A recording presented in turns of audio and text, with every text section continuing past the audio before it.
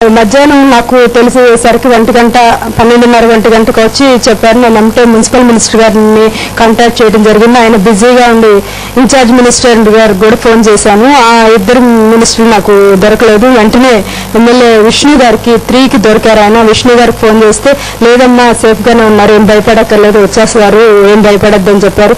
కొంత రిలీఫ్ అయ్యాం.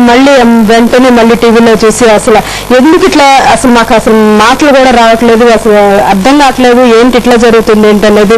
చాలా ఇప్పుడు ప్రతి ఒక్కళ్ళు ఎవరినైనా సరే ఆ పార్టీ ఈ పార్టీ అని సంబంధం లేదు, ప్రతి పార్టీ ఇంకా తెలుగుదేశం కార్పొరేటర్లు కూడా నాకు ఫోన్ చేయడం జరిగింది. మేడం గారు ఏం కంగారు పడద్దు, క్షేమంగా తిరిగి వస్తారు మన సీఎం గారు చెప్పడం జరిగింది. మీరు చెప్పిన వంటలో ఇప్పటికీ కొన్ని ప్రార్థన జరుగుతుంది. పబ్లిక్ రెస్పాన్స్ ఎలా ఉంది? పబ్లిక్ ఏమైనా ప్రార్థన చేస్తున్నారు? పబ్లిక్ మొత్తం కూడా రాజశేఖర రెడ్డి గారు సుఖంగా ఇంటికి రావాలని చెప్పి కోరుకుంటున్నారు.